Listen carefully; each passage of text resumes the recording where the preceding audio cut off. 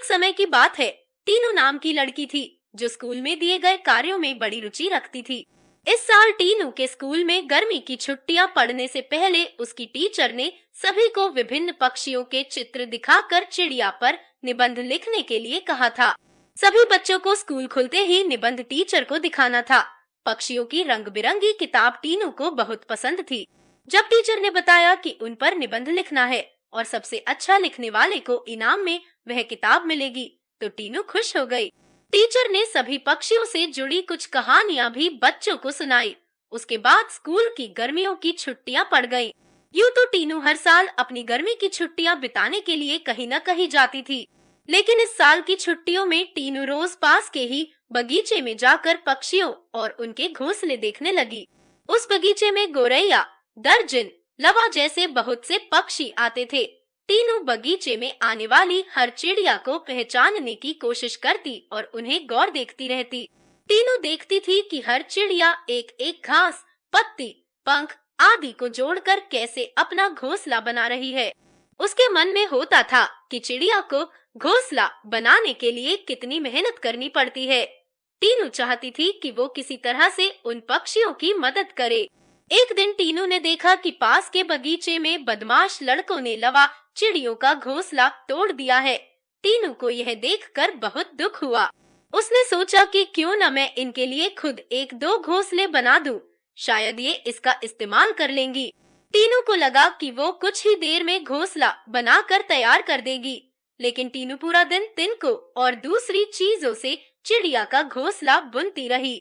बड़ी मुश्किल से जब घोंसला तैयार हुआ तो घोंसले को पेड़ पर टिकाने के लिए कुछ मिला नहीं।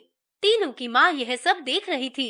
तभी टीनू ने माँ को बताया, देखिए ना, मैंने चिड़िया के लिए एक घोंसला बनाया है, मगर यह उतना सुंदर नहीं है जितना चिड़िया बनाती है। मैंने सोचा था आसानी से एक सुंदर घोंसला बन जाएगा, लेकिन ऐसा हुआ नहीं। यह घोंसला अंदर से काफी कठोर बन गया है। क्या आप इसे मुलायम बना देंगी? किसी तरह से टीनू की माँ ने उस घोंसले को थोड़ा ठीक किया। उसके बाद टीनू ने उस घोंसले को धागे की मदद से पेड़ पर टिका दिया। अब बगीचे में बैठकर टीनू लवा पक्षी के आने का इंतजार करने लगी। वो पक्षी बगीचे में आए तो, लेकिन टीनू द्वारा बनाया गया घोंसला उन्होंने इस्तेमाल नहीं किया। टीनू के साथ उसकी माँ भी बगीचे में आई थी। उसने टीनू को उदास देखकर कहा, तुम परेशान मत होना, अभी चिड़िया घोंसले पर आ जाएगी। तभी एक लवा पक्षी ने आकर टीनू द्वारा बनाए गए घोंसले को तोड़ दिया। अब टीनू ने मुंह लटका लिया। तब उसे उसकी माँ ने समझाया कि तुम्हें दुखी नहीं होना चाहिए। देखो, तुम्हारे द्वारा इस्तेमाल की गई चीजों से ही लवा पक्षी अपने लिए घोंसला बना रहे हैं। हो सकता है कि इन्हें दूसरों का बनाया हुआ घोंसला पसंद नहीं आता हो।